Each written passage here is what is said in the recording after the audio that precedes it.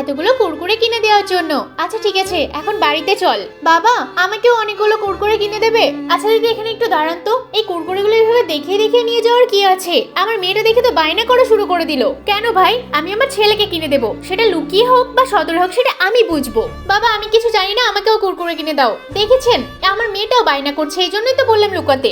আমার কাছে শুধু কুরকুরে না, সাথে চকলেটও আছে। বাবা, আমার এগুলো সব লাগবে। এই মহিলাটা তো দেখছি সাংঘাতিক, জানতো এখান থেকে। একদিন না একদিন বদলা তো আমি নিয়েই ছাড়বো।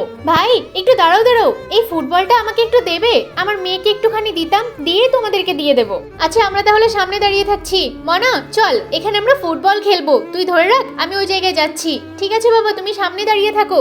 এই যে আমার কাছে কত বড় ফুটবল আছে। আরে ফুটবল, দাঁড়া, তোর ফুটবলটা এখনই আমি ফাটিয়ে দেবো। আমার ফুটবলটা ফাটিয়ে দিলি তোর তো অবস্থা খারাপ করে দেবো।